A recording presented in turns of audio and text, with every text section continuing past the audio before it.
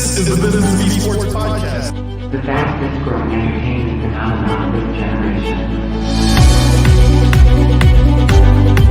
Hi, Prophet of Esports, joined today by my friend and co-host William Collis. Yeah, we got the book of esports out. It's a big deal. So everyone knows me as the Prophet and William as the Professor.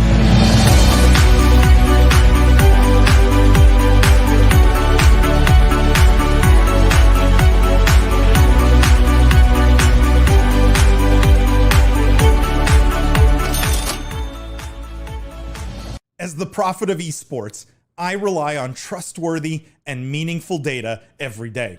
Data from our research partner, YouGov, offers the most complete view of esports fans and gamers in the world, providing context to who they are, what they think, the brands they buy, and things they do. YouGov's connected insights and research services inform strategy at every level. If you're a team, a brand, agency, or rights holder, you should be talking with YouGov. Their partners measure and maximize ROI and are telling compelling stories with data.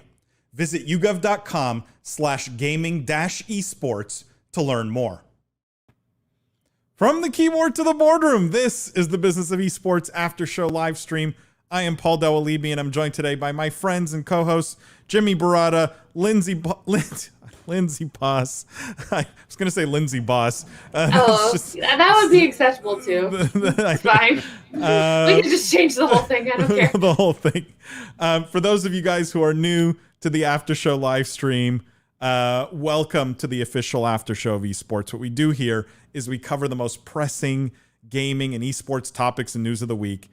But it's all the stuff that didn't make it into the podcast. It's still just as important.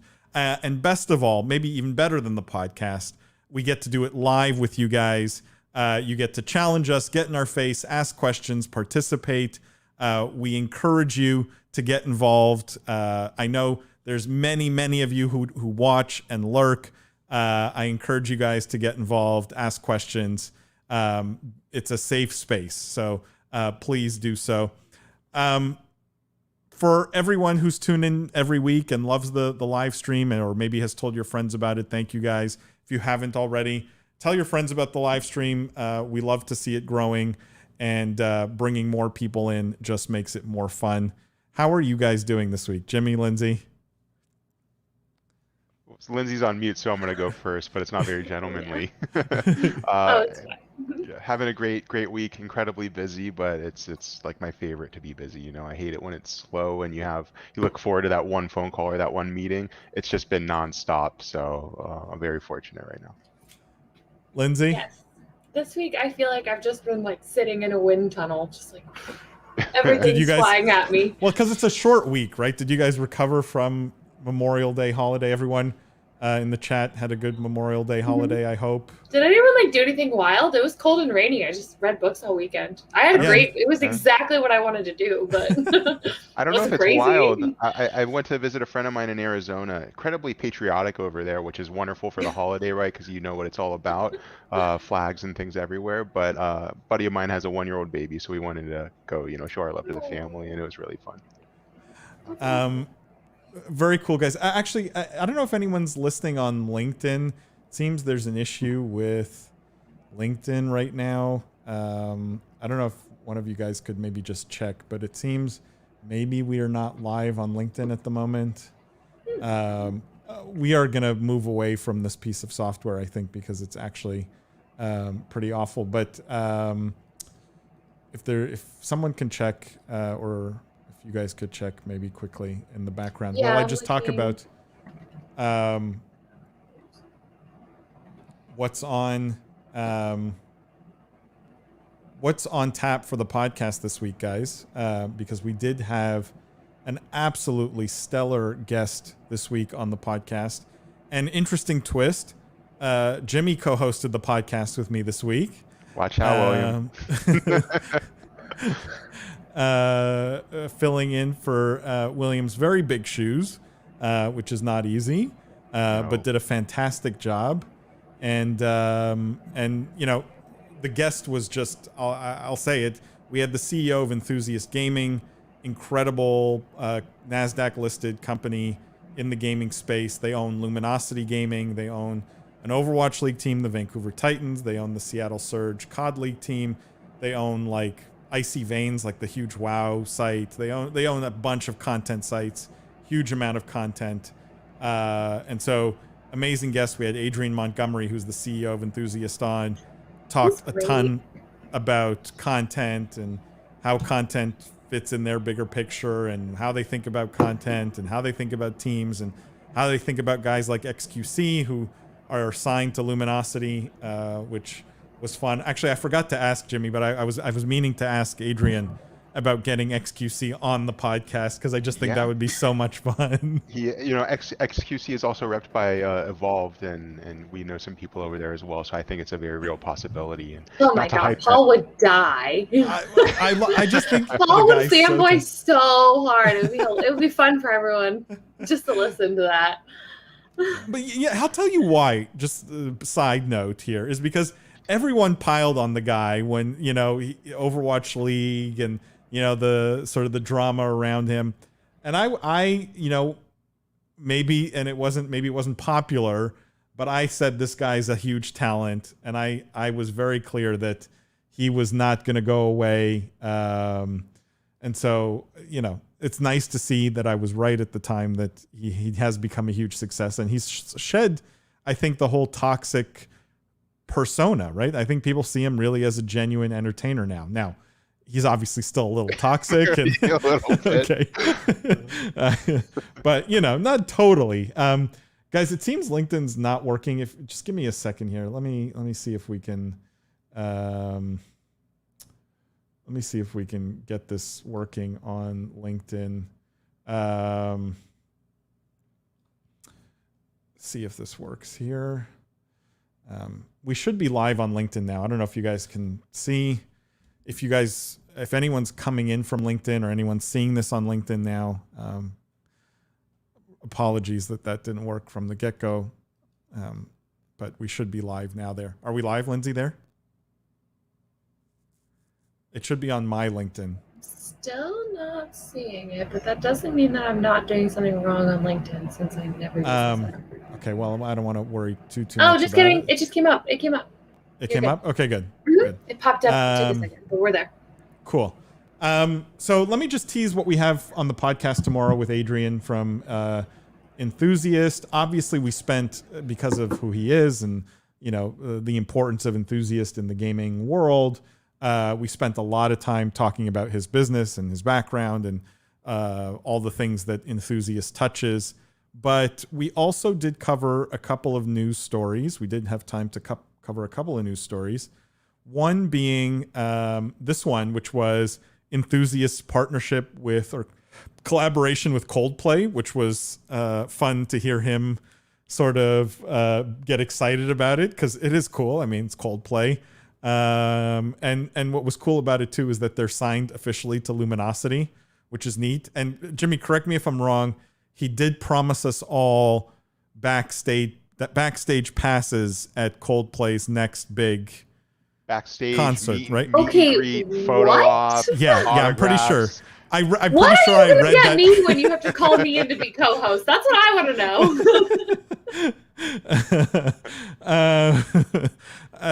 I may be stretching his words a little bit here. or a lot. Or a lot. But I am pretty sure that's what was promised. It was, anyways, very good, cool discussion around the intersection of music and gaming also. So you have that to look forward to tomorrow on the podcast. We also talked about this news story. It's Astralis, the esports org, opening a gaming and entertainment center in Copenhagen. And this, everyone knows Astralis as the esports org. Everyone also knows they're publicly traded in Europe. But they're opening essentially like a LAN center to host events and tournaments and have fans that can come meet their players, etc. And this was particularly interesting in the context of Enthusiast, who owns esports teams, owns content and players and talent. And his take on esports centers or gaming centers was interesting. I will I will leave it at that. He had a very interesting take on that side of the business. I did ask him about the $500 million stadium in Toronto. I was going to say, how many seats are available in Copenhagen? He did have such a good diplomatic answer for that one too, though. Like, it was really good. I mean, So you're saying he's on a professional. mine and Victoria's side? What, Yes. that you like it? Yeah, he's on our side. Without giving too much away, yes, he was on your side. Yes, another check in the win column for the boss. Now, will he be right? I don't know, but he had I think a 30,000 foot view that was right. That was sort of the interesting perspective. And he wasn't obviously gonna, they're both in Toronto. Like, he's not gonna, he wasn't gonna dump on those guys, I don't think. But it was an interesting conversation around that. Now, we have a bunch of news to get into. Do you guys, Lindsay, do you want to touch on either of these things? Or do we just move into some news? Or does anyone listening want to touch on these things? Guys, I'm so sorry. I don't know if some of these live streams aren't working. I don't know if I'm not seeing comments. But if someone could let me know who's on a platform, like if you're on Facebook, if you're on YouTube, if you're on LinkedIn, if you're on Twitter, if you're on Periscope, could you just comment something so I know that those are working? Because the LinkedIn one clearly was not working. There's some big news this week, guys. Well, while I'm waiting for that, I'm a bit concerned that some of these are not working here. Greg, thanks. YouTube and LinkedIn are working. Okay. Some big stuff this week, guys. And the biggest, I think we start off with the biggest here. And the biggest is by far, let me pull this up. This news from the folks over at Riot. Valorant is coming to phones and mobile platforms. I love the subheadline here, but don't worry, there's no crossplay. Like, as if, I don't know why any PC gamer would be worried about that. If anything, yeah. I was hoping for that. Like, like the easiest path to Radiant ever is just picking on mobile gamers. But look, the article here is pretty self-explanatory. Riot announced that they're bringing a version of Valorant to mobile. This comes on the heels of the sort of the very, I think was a success, the tournament, the VCT Masters that they did in Iceland. And I think it came as a surprise to most people because, correct me if I'm wrong, but do you guys remember that at some point I believe someone at Riot had said, like, this is only ever going to be on PC? Or something to that effect. Like, they had said, we're only focused on that because obviously people kept asking about mobile versions. But there's a quote here which I think is interesting. It's, we didn't start out with we're making Valorant on mobile. We started out with, can we make Valorant on mobile? With a lot of skepticism. For us, whatever you get out of playing on PC, you should get out of playing Valorant on mobile. But we have to recognize that the mobile player need is different. So clearly they answered their own question, since they're making the game, that they can make Valorant on mobile. Where do you guys fall on this, though? And how do you feel about this? Good, bad? From a business standpoint, from a gamer standpoint, are those answers different? I mean, I think for Riot as a business, it's a good thing. This is their first big play in mobile, and it's clearly a huge market. So why not? They're opening up a whole bunch of other projects anyway. It's been 10 years of League of Legends. I suppose it's time to really switch it up. And this seems like a good way to do it. I keep thinking about those new sort of mobile competing with the Switch devices. And I think that this could be a huge driver for those, particularly, again, in Asian countries. And particularly in low-income Asian countries. This just makes those look so much more attractive. Now that you can play, a Riot shooter game on them. Presumably, again, I'm not exactly sure how all their platform play will be consistent, but I would guess that it's some type of app you download anyway. So yeah, I think this is cool. I think it's good. I think it's good news for Riot. I think that they needed to move into the mobile space at some point. Activision Blizzard has clearly capitalized off of it. Why not another AAA developer getting into it? I'm kind of excited to see where it goes. Definitely. I mean, from a developer consumer standpoint, right? You want to put your product in as many hands, as many screens as possible. From a audience or from a, a fan standpoint, do we want a lot of these, do we want more content that has, it's heavily influenced by aim assist or limited infrastructure? Might not be the most fun to watch, might not be the most competitive, but this isn't purely, it's not purely an esports play, right? This is more about building an audience, building your game as a brand, and recruiting people that will then watch the PC players in the tournaments, right? That will then or aspire to be on those teams because they got their taste in mobile. So I think there's a level of crossover there and kind of a funnel into that PC arena one day. But I completely agree with Lindsay that especially in third world countries or in areas where your your everyday person can't really afford a PC, but they do have a phone or even that Steam kind of handheld device that we talked about last week and other manufacturers of comparable devices. Listen, I'm not a big fan of FPSs on mobile, but the numbers speak for themselves. And anyone that's not looking into mobile right now, if you're a developer or building a community or a following, you're probably missing the boat. Robert actually brings up the exact question I wanted to ask both of you, which is, as we see more AAA titles adapt to mobile, how do you all see that affecting esports tournament organization? Maybe it could be an esports play. So let me just, Robert, great question, and I want to see where Jimmy and Lindsay sort of fall on this, but let me just add on to that question, which is, Riot from the beginning has sort of been, in my mind, the premier esports company, right? Their games have, the game and now games have always been designed for esports at the highest level, like competition at the highest level, balance, meta, all those things suited for competitive play at the highest level. Valorant in the latest tournaments has shown that, League has shown that for years, and they've sort of prided themselves on being the esports company, right? By going mobile here with Valorant and also recently with League, does this dilute their reputation as sort of esports, the company that produces esports excellence from a game standpoint? I had the opposite reaction because as someone who is a more casual gamer, it would be a lot easier for me to play this on mobile and then go and watch a tournament and understand it. So I would think that it would be an audience growing exercise rather than one that shrinks it. I think that being more accessible and more open to the public and not just reserved for people who have PCs or the understanding of PC games could be a really positive thing to actually amp up their pro scene.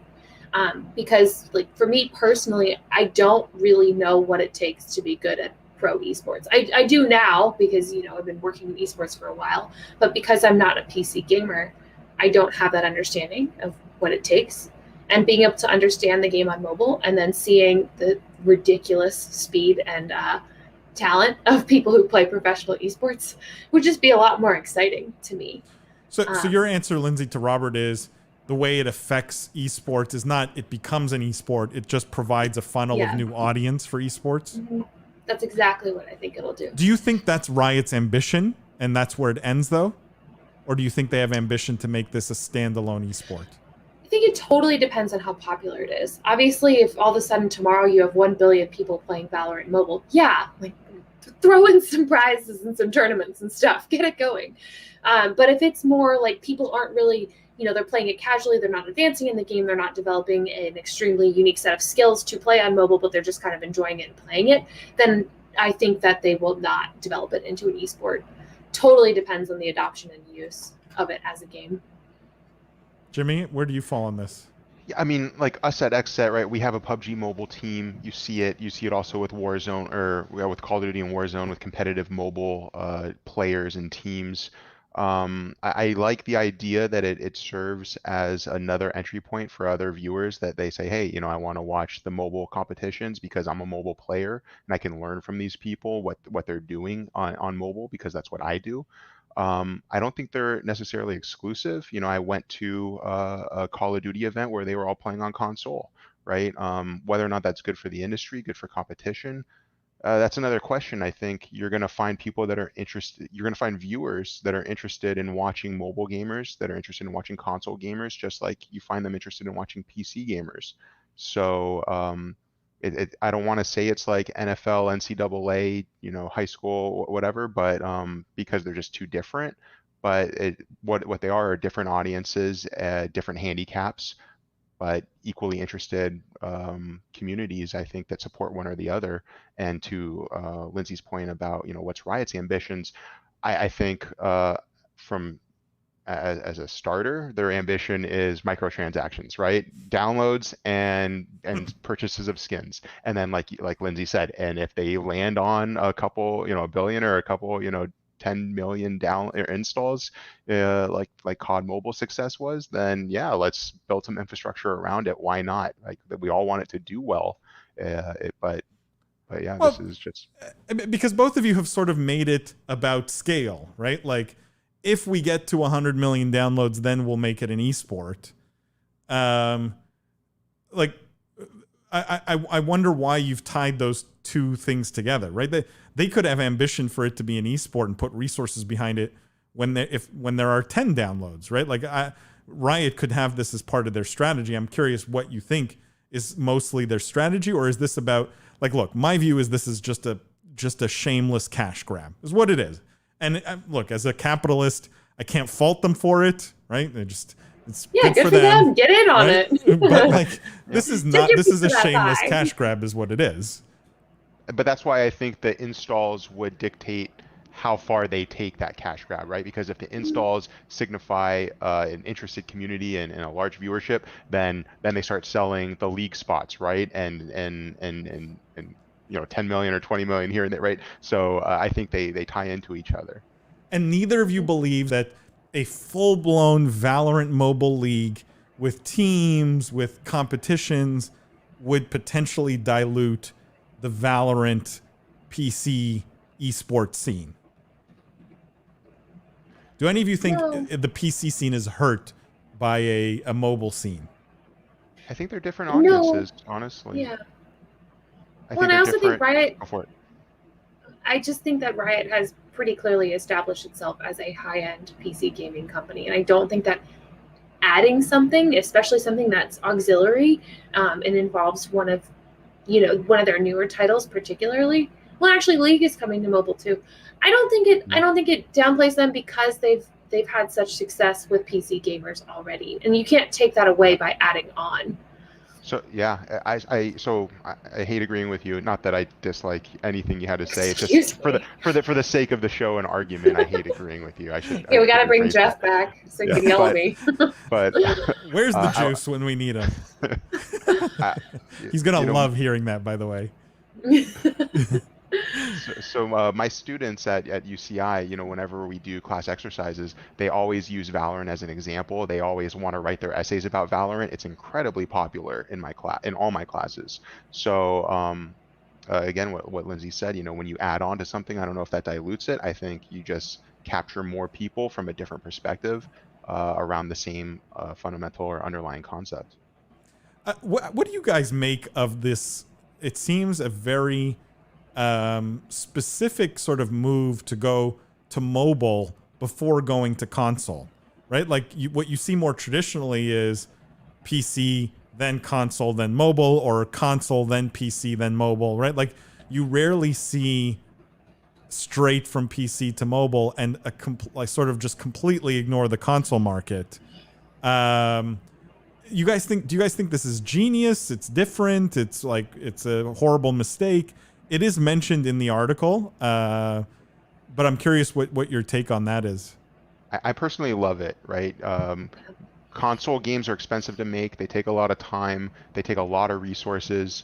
Not that mobile doesn't, but they clearly think the ROI is higher on mobile. They think the audience is going to be more perceptive to the move on mobile. And I know I believe you're not, Paul, but I'm a huge advocate and proponent of expanding the mobile esports scene just by virtue of growing our audience and raising what Adrian said, raising all ships with the tide by that one big play. And I think mobile is going to be a big player for esports over the next, not even 5, over the next 3 to 4 years. So for me, seeing Riot support mobile before consoles, that's them saying mobile is really the next wave here.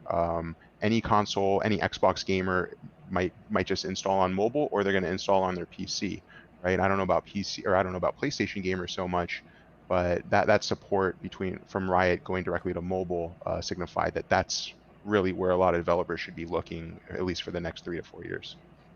The thing Lindsay, I was going to ask you specifically, do you think part of it is they just felt there's less overlap in the audience? Like there's more overlap between PC and console versus PC and mobile? That's what I was going to say. I also feel like mobile is just way more of an international market. Consoles are really huge in North America, and that's awesome. And in other parts, I don't mean to downplay consoles' importance, but when we're talking about the rise in popularity of gaming, we aren't always just talking about Asia and North America. We're also talking about like South America and India and other places where consoles are maybe less popular. And this is just such a quick and easy way to get these games into the hands of people all over the world who either do or don't have access to a console. Everyone has access to a phone. I think it's much more wise to skip over the console thing and go straight to the biggest audience that you can. Build up the interest in your games, build up the interest in your titles, and then boom, you have people watching your esports too. So I think that they're making a much more international play by choosing mobile than they would have if they'd chosen to go the console route. Also supports your cash grab argument, Paul, right? Yep. When you go mobile over console. This is a total cash grab. Okay, let's and Jimmy, just to your point, okay. I like the cash grab here, and I like the move to mobile, and I like that they did it before the going to console. Like I think these are all like Riot makes really great decisions many times. Like we've covered this many times on the podcast and on the live stream. I think they make very smart moves over and over again, and it's why their games are successful. And I think for all the reasons you guys mentioned, the jump to mobile before console makes a lot of sense. The jump to mobile in general makes a lot of sense from a dollars and cents standpoint. Where I think they will shoot themselves in the foot is if they put a lot of time and resources behind making Valorant Mobile a legitimate competitive esport. I just don't think there's a future for mobile esports. And I know there's a lot of people who don't agree with me, and I know there's a lot of people who think I'm crazy when I say that, but when we're talking about spectator sport, people on a stage competing against each other with an audience buying hot dogs, that world is not going to care about mobile. It's a novelty right now, but come back to me in 20 years and tell me you think there's going to be a place for mobile esports there. I just don't think so. Well, listen, I don't see mobile filling any $500 million arenas. I agree with that. But I do see mobile competitions at your local internet cafe, at your local esports arena with, all the local kids that might Sure, but we're otherwise talking be in about AYSO. amateur, right? We're talking about amateur. Yeah, and totally. I agree. I think there's a place for that. But I would be worried if Riot was putting, millions and millions of dollars behind trying to make Valorant Mobile's pro scene a thing. I think that's where I would be concerned, because I think they would dilute a product that is really good right now. Like their PC Valorant pro scene is thriving, is doing exceptionally well.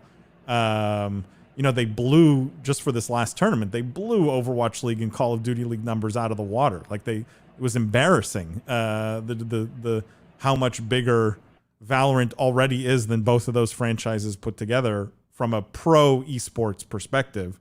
And so I don't know why they wouldn't just double down on the good thing they've got, right?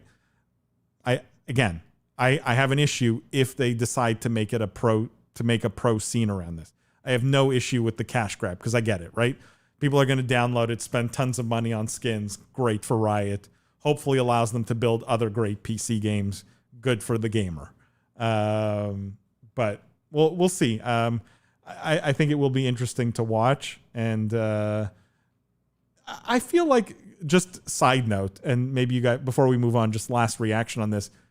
This is totally anecdotal, because I'm sure the download numbers are very strong. I'm sure the engagement's pretty strong. Anecdotally, though, and I think we're all pretty sort of plugged into the gaming world in general, League of Legends on mobile is not exactly lighting the world on fire. this is anecdotally my feeling. I'm like, you don't hear a ton about it. You don't like, it's not in the news every week. You don't see pros coming out going, yeah, I want to sort of spend the next 3 years playing League of Legends mobile. I don't know. I don't know if that's just my skewed, like my biased perception. No, I just League of Legends is much more intimidating than Valorant, though. So I just wonder if Valorant has more likelihood of, since it's fresher, more straightforward relatively, maybe it'll be easier to adapt in a way that's engaging to a different audience. You know, it's funny because Adrian brought up in the podcast, without giving too much away, he brought up Dota being one of his entry right, esports titles, and getting interested in the space, which is probably the most intimidating, and League is up there as well. Yeah. When you mentioned that, I was like, so you watched Dota and then decided I'm going all in on this, right? Because I would have watched some, Dota or League and been like, this just blows my mind, and I don't even understand what's happening here. So making League mobile, right? That's, I don't want to say it's dumbing it down, but it is. It's putting it in front of more people in a simpler format. And again, you have to balance these interests of what's for the good of the esport, for the good of competition, versus what's for the good of the industry and for the good of your development company and the growth of your product. And they're not always the same thing. I think more times than not, you're going to favor growth and sales than you are integrity or a fundamental core values, right? Which, sad as it may be, I think it's for the long-term good and growth. Yeah, again, the way I sleep at night is I go, okay, all these millions will go to help them build more great PC games. This is how I sleep at night, by convincing myself of this. Whether that's true or not, or stays true or not, I don't know. But this is how I sleep at night, or sleep soundly at night. Guys, let's move on. Let's talk about hardware for a second. And this story I thought there's I think an interesting business conversation around this one. And the headline here is HP launches Omen gaming products and new Victus mainstream gaming brand. And the article basically talks about how HP, I'll just read it here, is unveiling a bunch of spring gaming products that straddle its Omen brand for hardcore gamers and its new Victus brand for mainstream players who are more sensitive about prices.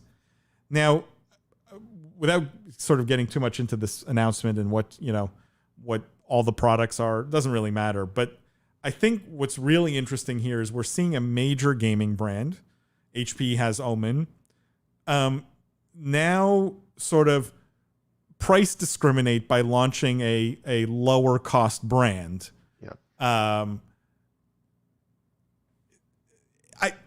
The question really is around, you see this in a lot of more mature industries, right? You see this in industries where the customer bases are massive and you need sort of perfect price discrimination to sort of reach everybody. And so you have multiple brands but it's the first time, or I'm sure there are other cases, but it's one of the first times sort of I've taken notice of this. And I'm curious if you guys like this move. Again, there's a question of dilution here around, like, is it just too many brands now? It's HP, it's Omen, it's Victus. It's like, what are we talking about? And Can you really push them all? Or do you guys love this because it addresses a segment that maybe would not look at gaming hardware otherwise? I mean, I love HP doing. I mean, we read about the HyperX acquisition, right? Which was big news for HP, and I don't think I've really heard about them besides Omen too much in the space recently. I love the play for a few reasons. One, cheaper gaming peripherals. I mean, do you know how much my mouse costs? It's outrageous. And how many kids can't compete in PC, in PC esports just because they have like a really crappy mouse or a crappy keyboard. So I love that they found an entry point into this space. They thought, hey, we can actually undercut a lot of our competitors in a big way because these guys are jacking up their prices, and we'll offer, we're not going to offer mid-tier gear at high-tier prices. We're going to offer low-tier gear at mid-tier prices, and it's going to do just fine. So long as you have the LED backlights and a fancy little logo, like, it's probably going to serve the same purpose. So I think a lot of kids are going to buy it. Expect to see this in Costco, right? And grab a bundle.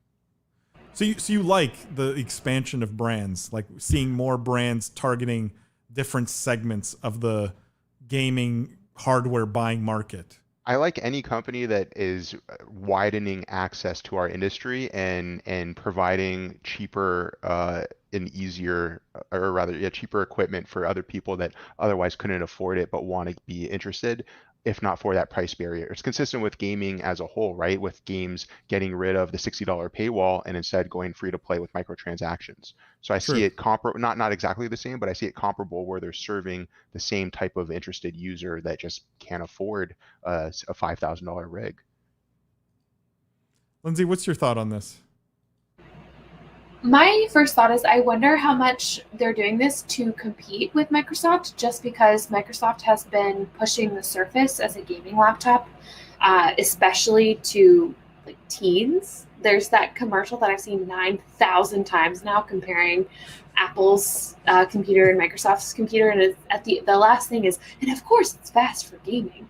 And the big part of that is the price point is also significantly lower. So not that I think that HP would look directly at Microsoft and say like, we need to do that. But I do think that there's more people kind of getting into this space and advertising to that audience of maybe like, I don't know, teenage 13 to 25-ish, that kind of age where their parents might still be buying it kind of thing. And I think that it's interesting to see this trend of, companies specifically adding products that, while they might not be the highest quality for gaming, there's at least some element that says this is good for gaming. I think that just shows how much the industry is having an impact on how people purchase things. So it's good news for the gaming industry as a whole. And I do wonder how much HP is sort of sticking its nose out their head out. I don't know, whatever metaphor you want to use, but throwing its hat into the ring when it comes to accessible gaming laptops. How much do you think was driven by the HyperX acquisition here? Like, you get this HyperX DNA into the business. Do you think they were the ones driving this forward? Jimmy, you mentioned that. I don't know if you think that was coming from them, or I think something like this probably requires more time and more thought. And so when the HyperX acquisition was announced, they were definitely already looking at other ways to penetrate this space, and that might have just been the first deal that came across their plate, or the first one that they could not afford because they obviously have enough money, but the first one that they felt right about, right? So I don't know if that's what got their, that whet their appetite, but it was probably the first in hopefully a long list of announcements that we'll see from them. Let's put our marketing hats on for a second. Lindsay, do you remember I think it was a previous live stream where we had a conversation around Booga. Remember Booga had his line? That was the other thing I immediately thought of, was Booga's line at Fortnite and how successful it was. It was crazy successful. Yeah. So the two things I thought of when you showed me this were Intel's commercial and Booga's line at Five Below. And Booga's line was targeted more at the streaming aspect of it, but I do think that all peripherals, like there is an incentive to make all peripherals more accessible, whether it's for streaming or for playing. And to be clear, HP here is going to be making not just peripherals, but like also the gaming laptops and gaming PCs and things like that. But my question was really around, do we think Victus, which is this new lower cost gaming brand for HP, do we think this works without like a Booga behind it? Or do we think we will see an influencer sort of backing this? And then the third question is, does that influencer have to be different than, or in some way, than the influencer who would be backing like an Omen, right? Like, I'm just making it up, right? Does Tim the Tatman push Omen, but then you get like a Booga for like the low cost stuff? Like, I don't know. And what does that say about the type of influencer? I'm curious how you guys think about the influencer role in this new line. If I could take a stab, so what I've seen in traditional sports is you have guys like Shaq, who used to have a signature shoe. It was with Reebok. It was a high-end shoe. It was full price. And now, Shaq is still making a killing off of his shoes. You probably haven't heard of them. Maybe a lot of our audience have. These are $20 sneakers in Target, right? These are low-end, easy to afford sneakers. And Shaq is a four-time NBA, finals champion. So in gaming, I don't think you need to find a mid-tier or a micro-influencer to market a cheaper product. I think it helps, right, to have a whole army of influencers and advertisers. But I honestly, I think they'll find whoever they can get that wants to rep that likes the deal, right? This is an ad driven, this is a revenue driven industry. Any streamer, so I guess the question is, are they going to sacrifice potential performance for the paycheck, right? Yeah, but so this is why the Yeah. the Booga one was interesting, right? You have a guy at the top of the Fortnite game, right? Right. The best Fortnite player in the world, right? And now he's using a $5 mouse. And I always question, like, is he actually using it, right? Like when the camera's on his face, what's actually on his desk? I don't know. But do you need a guy or girl, like I use that interchangeably, but do you need someone who is performance champion to sort of shed the stigma of low cost? Right. I don't think they're going to get around it. I don't think you launch a low-cost gaming company and say it's just as good as our overpriced competitors. I don't know if that's the marketing angle. I think the angle is like, hey, this is good quality, right? It's affordable, and everyone, if you don't know what to buy, look at us first because we're a cheaper bet. I don't know if they, again though, I don't know if they go for the Boogas, the number ones, if these gamers are going to sacrifice their potential competitive edge for what probably is a lower tier product, right? I think you can still get a lot of mid tier and still Tim the Tap Man, right? Like Tim gets, even Jess Blevins on your show 2 weeks ago, was it now? She took shots at Tim, right? And a couple of other gamers. I took shots at Tim, to be fair, and she agreed. You're right, and she agreed. but right, like you have all these popular mainstream entertainers that aren't necessarily number one in Fortnite, like Bugha, but that are still, drawing massive audiences that they might not notice that much of a difference anyways. Lindsay, before we move on, do you have any thoughts on this one? I wonder, and my thought is I wonder who has the purchasing power in this situation, and I suspect a lot of times it's parents.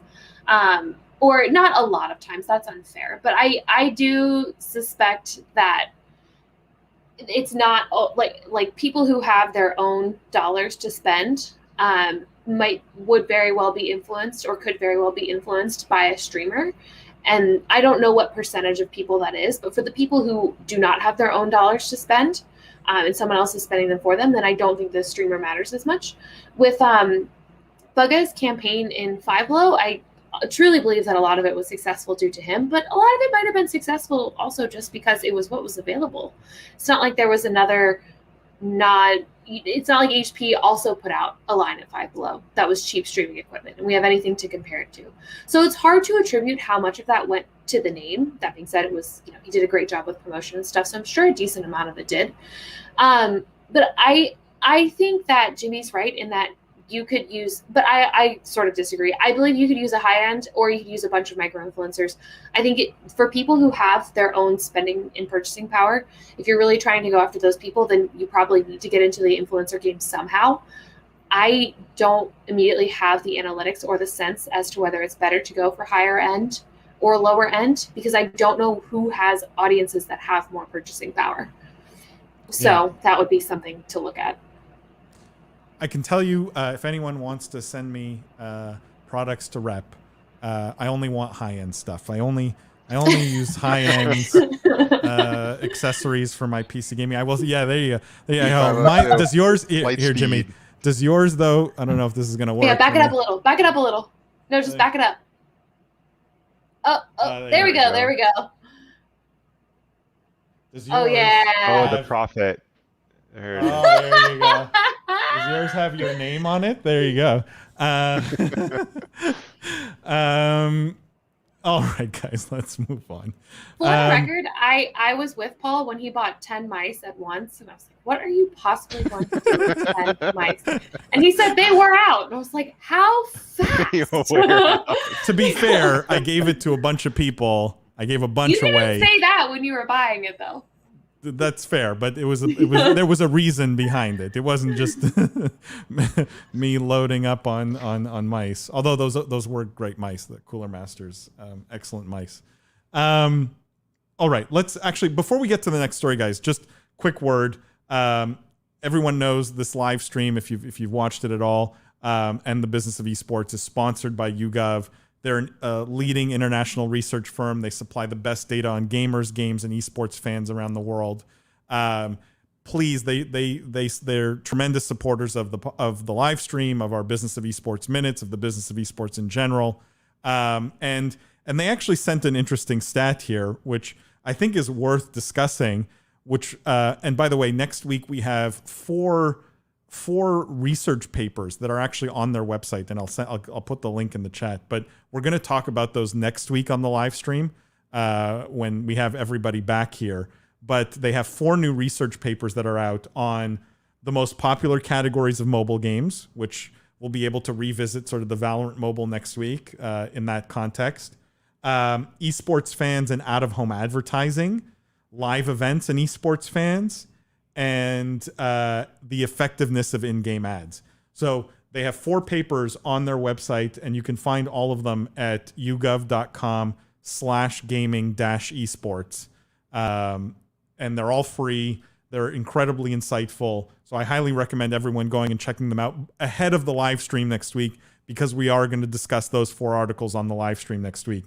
But I did have one sort of quick stat that I pulled from one of them here, and I thought it was interesting. Did you guys know that 37% of mobile gamers, okay, because we talked about Valorant Mobile, 37% of mobile gamers have purchased a product because of an in-game ad?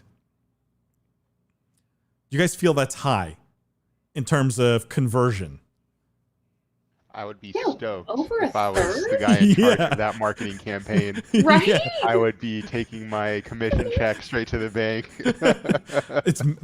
I was blown away. I pulled this out because I was absolutely blown away. 37%. Yeah, can you say the full statistic again? I feel like I need to 37% check it. of mobile gamers have purchased a product because of an in-game ad.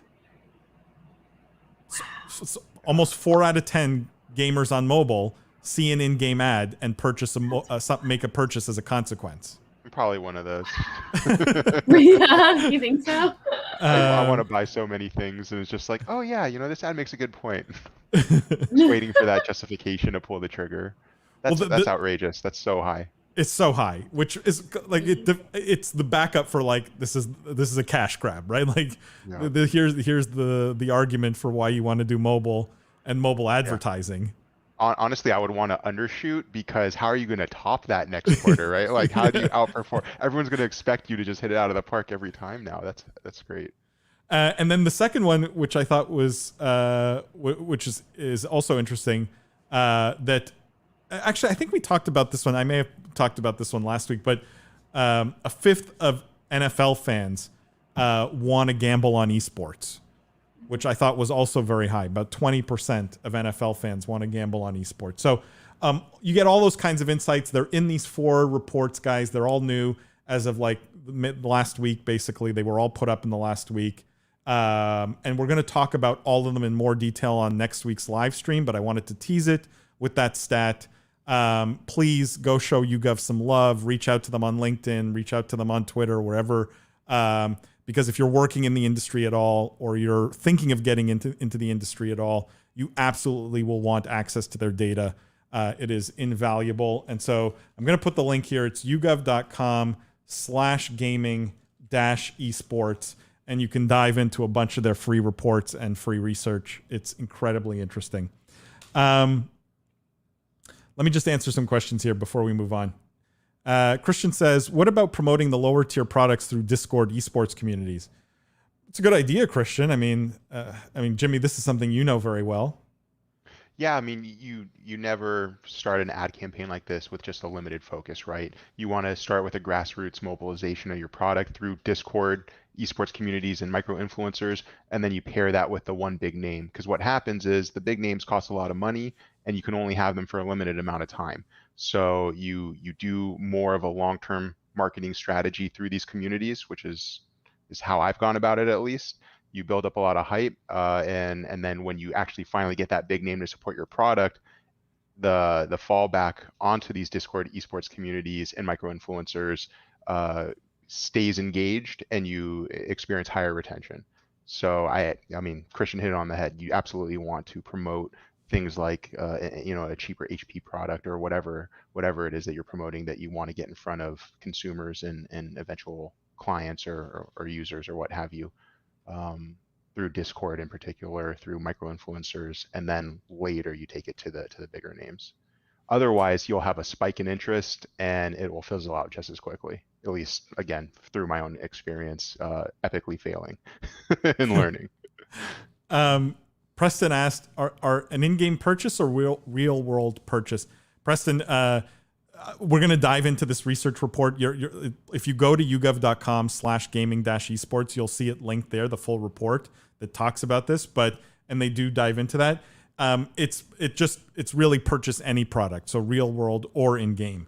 It's whatever is being advertised in the mobile game. So that, if that's something else or a different game or a skin or a real world product, 37% basically acted on that mobile ad, which I think is like I said, it's massive.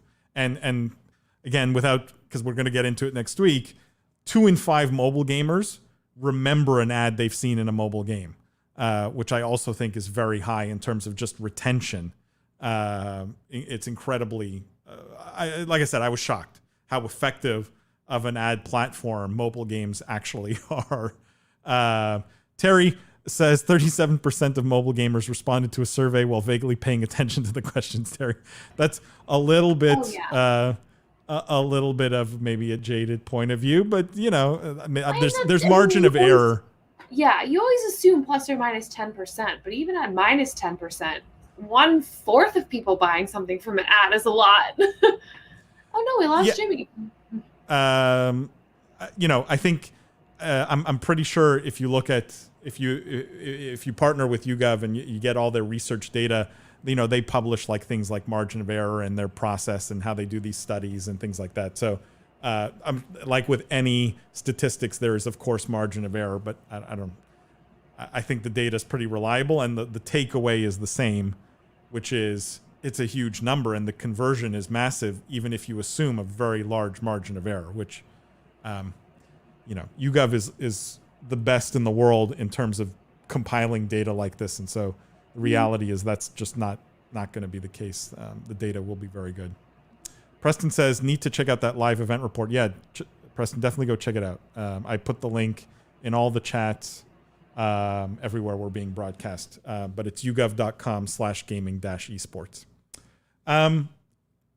Let's move on, guys. Let's talk about Tesla. It's a bit of a little more fun, lighthearted story, which we didn't get to on the podcast, even though I kind of wanted to. And the headline here is Tesla's new in-car gaming system is basically a mini PS5. And the subheadline is my question to you guys. So the article asked the question for me. Did Tesla just enter the console war? Is there a world, guys? Let me just expand. Sorry, before you jump in. Is there a world where people literally don't go buy the next PlayStation because they figure their car is a good enough console?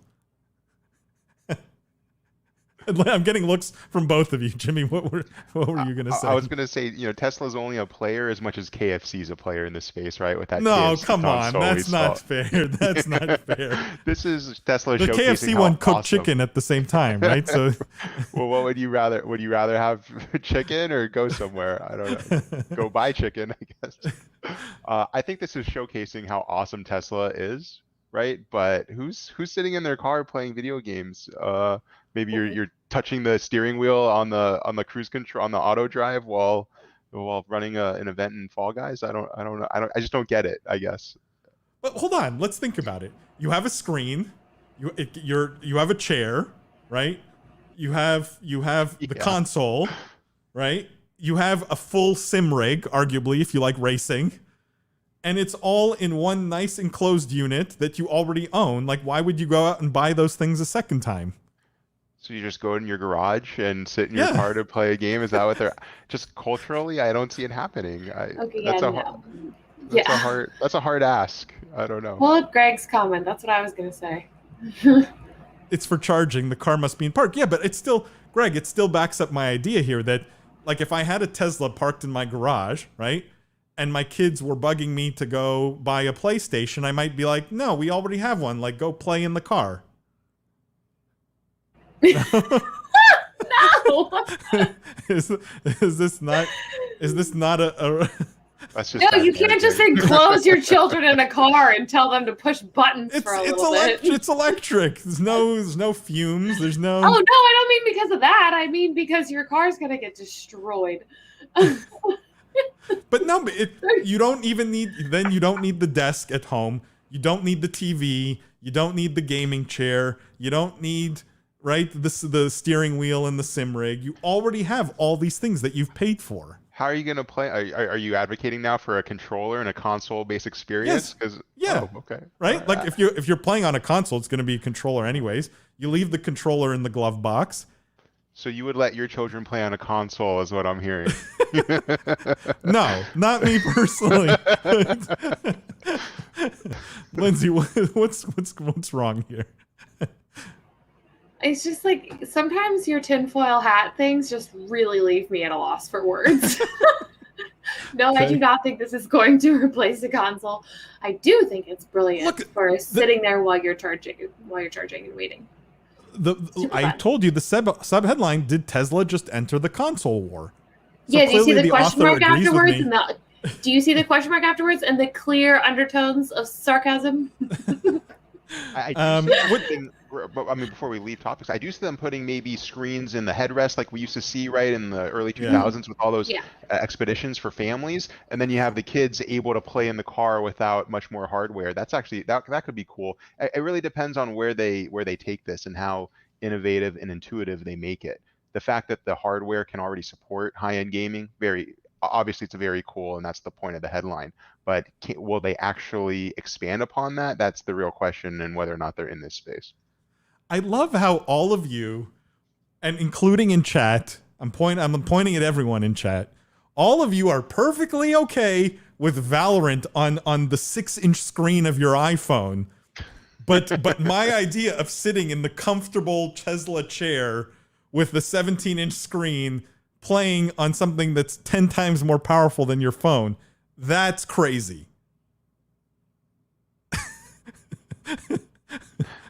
And I'm the crazy one. Finally, we have something to argue about. Greg Carney says, I can't wait for self-driving. You can play games or VR while riding in the car. That's probably the future, Greg, because, I mean, just sitting in the car doing nothing is going to be awfully boring if you're not even driving. Christian says, iRacing mode on the Tesla. Yeah, Christian, like, people, myself included, spend thousands of dollars on sim racing rigs. You have a perfectly good sim racing rig parked in your garage. It just makes so much sense. Greg says 17 inches of gaming excellence. Greg, you know I love you, but it's better than the 6-inch screen on your phone. Yes, he says, or maybe move your phone. I could be playing games right now on my phone. No car required. Greg's point's a good one here. Or maybe you hide to get away from your kids by playing in the garage. I thought you were saying. Like, oh, you're just gonna go shut yourself in your car away from the children. Preston says, if the screen is in the headrest for backseat Yes. riders, it would be great for families with kids on road trips. Is there not? I thought one of the Teslas already does that, or maybe I'm confusing it with something else. But I thought one of them. Oh, what's the SUV one? The Y? No, They not have a the Y and the an X. The X, yeah. I thought the X already did that, but I'm not sure. Terry says GTA while driving. This is spectacular. Kidnappers can place another one in the truck. Yeah, it's very meta, right? If you're playing GTA while you're driving, it's all very. Look, I think good on Tesla for putting this level of gaming hardware in their cars.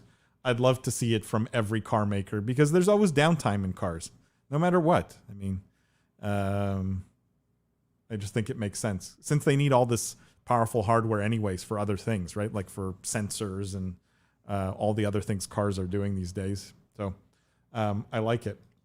All right, guys, we have, we can talk about NVIDIA. What are you guys interested in covering? Maybe do one more story here. Is NVIDIA. What are NVIDIA the putting out options? more graphics cards? Because, They are. hurting over That's here. not the story though, but they are. Are you going to wait in line at Best Buy tomorrow morning, Jimmy? I would rather pay a premium and slip my wrist than wait in one of those lines. But they are launching tomorrow the 3080 Ti.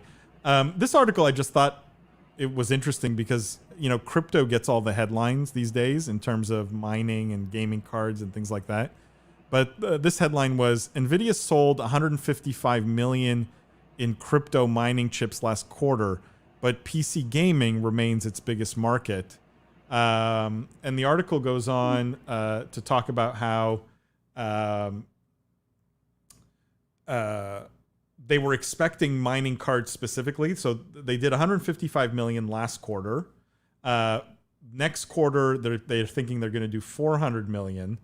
But their gaming business, like the core gaming business, GPUs for PC gaming, generates in the same quarter 2.7 billion in revenue. So, you're talking quite an order of magnitude larger than what they're currently doing on crypto. I just thought it's interesting because, again, crypto gets a lot of headlines and everyone says, this is why you can't get graphics cards right now and because everyone's mining and things like that. But, I mean, people are spent 2.76 billion on graphics cards in the last quarter just to play games and not to mine. I think is interesting. I don't know. Where are you on Jimmy? You mentioned the shortage. Where are you on this? Like, where are you on hardware, NVIDIA gaming business? Yeah, I mean, we talk a lot, and obviously anyone that subscribes to the newsletter, sees the update on the ticker and all these different publicly traded companies and what they're doing in this space. If honestly, I think it just shows that hardware is a really strong play, right? There's just a massive market for it. There's constant shortages no matter how big your company is. There's people that buy like 10 mice at a time because they wear out. There's there's so many consumers for so many different reasons. I love the HP article we just covered, and I just think hardware is a very strong play, and I need to spend more of my free time looking at where that's going and where I can get involved. Lindsay, the CEO of NVIDIA, Jensen Huang, at his Computex keynote last night or 2 nights ago, basically said that he felt shortage of gaming cards were going to last right through till 2022. Oh my God. Is there any slowdown, you think? Like, at what point does does the demand for gaming hardware, you think, subside? I don't think it does. Like, do you think the supply is just going to have to keep up? Yeah. The secondary market, right? You're going to have cards that aren't the latest in class, but that are maybe a year old or something that people are still paying a premium for. So I think there's also going to be a large reseller market. Yeah.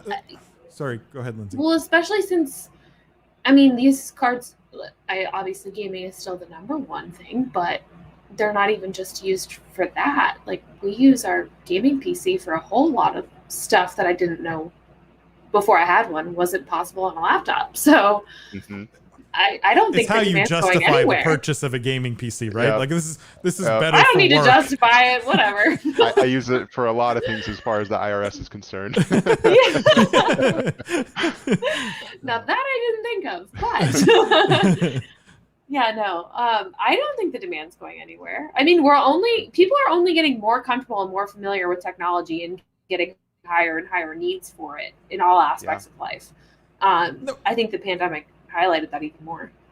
I don't have the article here, but I had read a great article about how current shortages, like in GPUs, for example, a big part of the problem is how the entire world went to just-in-time manufacturing, right? And graphics cards are no different, where you keep as little inventory on hand as possible of all your base components, right? So, and you have just enough to put together the cards you need to make that day, basically, and new components come in every day or whatever it is, right? Like this idea of just-in-time, minimal inventory.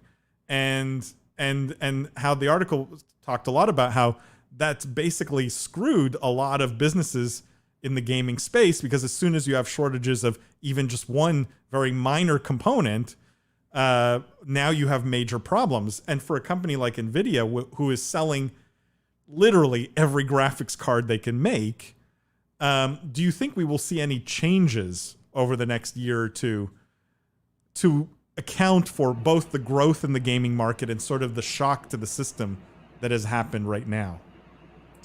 This is a loaded question only because the entire supply chain for shipping and moving goods is struggling right now. I mean, there's a shortage of shipping containers even to get things in and out and across sea lanes. Like, we were in an unprecedented event, and all the world's shipping just got completely dumbfounded, and things that were previously norms were shown to have basically zero resiliency in the face of any type of trauma.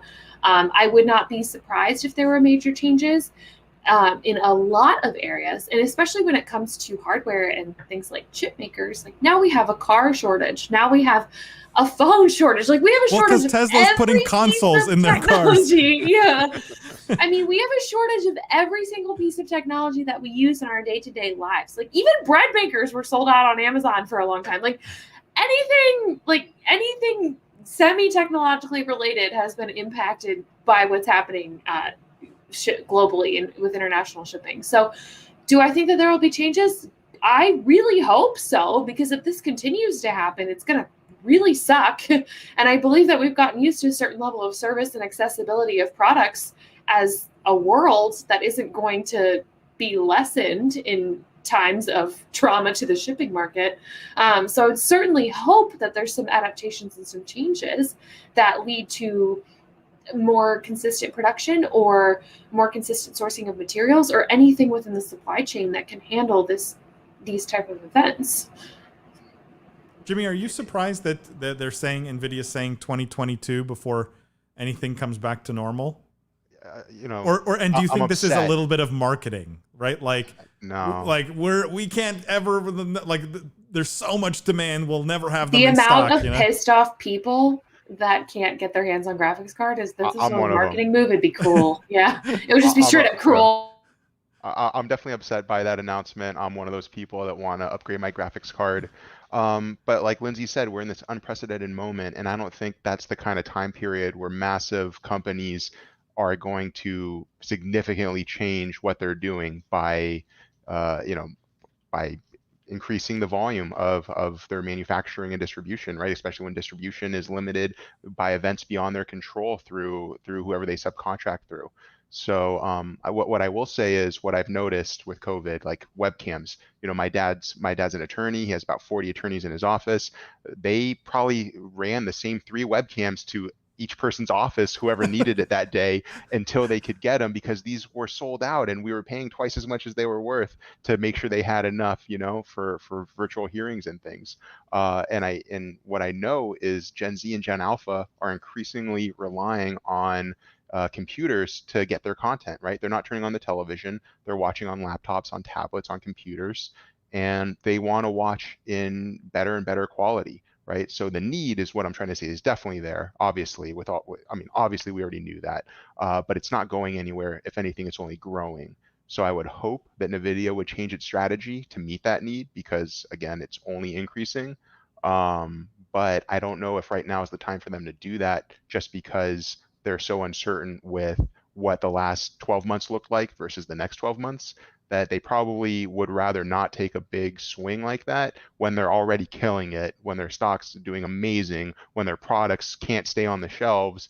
Why would we flood the market and devalue, ourselves here? Let's ride this out for a little bit longer and sell a little bit more, and generate more hype, right? And then when they understand where the market is, when everything stabilizes, when they have shipping under control, then maybe they increase the volume a little bit more and cash out pretty well. To me, NVIDIA is just like, I just want to close on this. Like, to me, NVIDIA is such a bellwether in terms of health of the gaming industry and growth of the gaming industry and potential of the gaming industry. In the sense that, like, if you had asked me 10 years ago, do I think at some point NVIDIA will sell a $1,500 graphics card and not be able to keep them in stock? Like, I would have told you like 10-year ago, Paul would have told you you're nuts, right? Like no one's going to spend $1,500 on a graphics card and be buying them up. So to the point where the company cannot make enough of them.